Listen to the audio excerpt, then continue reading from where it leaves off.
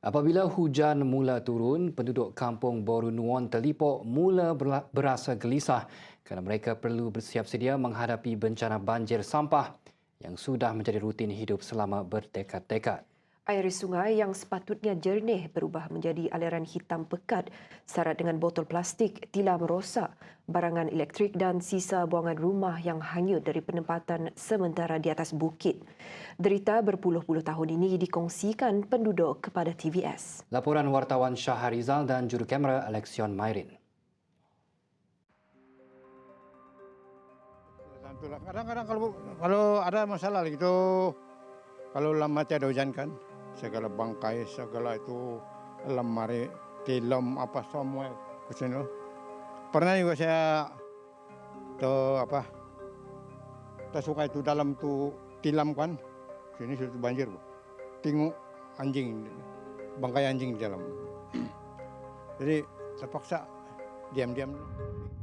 Menurut penduduk, masalah pembuangan sampah ini berpunca daripada penempatan semula di atas bukit didiami penduduk yang dipindahkan dari Pulau Pondo, Kota Kinabalu. Setiap kali hujan lebat, semua sisa buangan rumah mengalir ke bawah, menyumbat sungai dan menyebabkan banjir kilat. Baik, pada kebiasaannya jika kita melihat kepada air sungai yang mengalir ini, pastinya kita ingat ia adalah bersih. Tapi hakikatnya, di salah satu kawasan di Telipok, sungai ini telah mengalirkan sampah hasil daripada penempatan yang berada di atas bukit daripada kampung ini. Dan hasilnya bila hujan, sungai ini akan dipenuhi bertan-tan sampah, terutamanya plastik dan botol-botol plastik yang dapat anda lihat di belakang saya ini.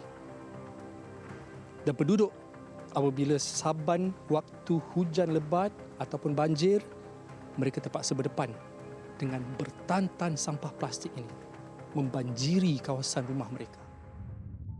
Lebih membimbangkan, keadaan ini turut menjejaskan kesihatan penduduk. Air sungai yang tercemar menjadi tempat pembiakan serangga dan membawa penyakit. Bau busuk dan risiko jangkitan sudah menjadi sebahagian daripada kehidupan seharian. Plastik, macam botol mineral, segala tilam, semua esbok yang macam sudah kena buruk-buruk tu semua di dalam sungai lah dorang buang. Daripada atas bukit? Ya, dari atas bukit sana. Jadi penduduk di sini yang menjadi masalah? Ya, begitulah. Kami yang kena banjir kan sini sebab itu sungai itu sumbat oleh itu sampah. Kami pun tidak tahu mau komplain sama siapa.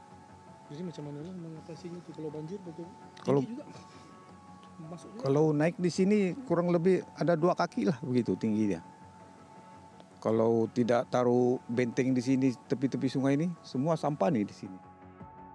Lebih 30 tahun aduan dibuat, namun masalah itu terus berulang. Penduduk kini hanya berharap agar pihak berkuasa tampil dengan penyelesaian yang kekal dan bukan sekadar tindakan sementara. Saya rasa saya punya umur ada 40 sudah, saya rasa 40 tahun lah. Ini masalah. Ya, saya musim bujang pun diorang pertama itu belum lagi lah. Habis diorang dibawa itu kan, dibawa itu diorang tidak berapa sampah, diorang ada asing-asing begitu tempat lah. Tapi sekarang sudah naik ke atas dia.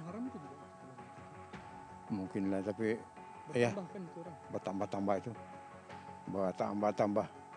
Sekian hari makin diorang sana puncak lagi diorang bikin rumah.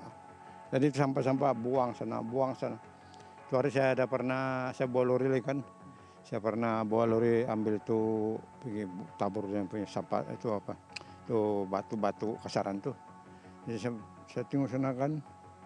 Saya kira tuh di BKK punya sampah-sampah tempat itu tuang dia.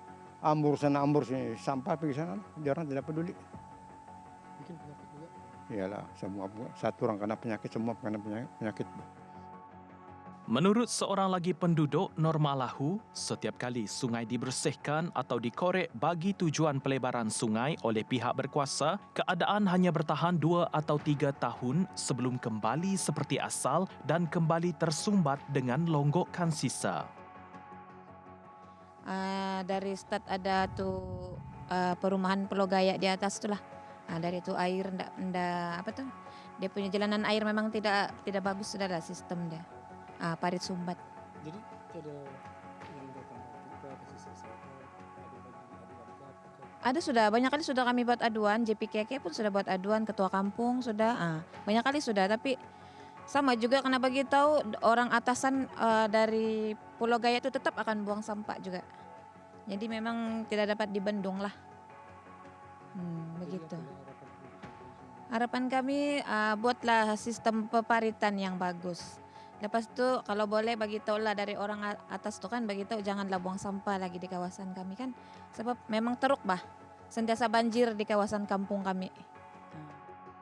Yang mereka ingini adalah agar sungai ini kembali bernafas dan kehidupan mereka bebas dari timbunan sampah yang datang tanpa henti.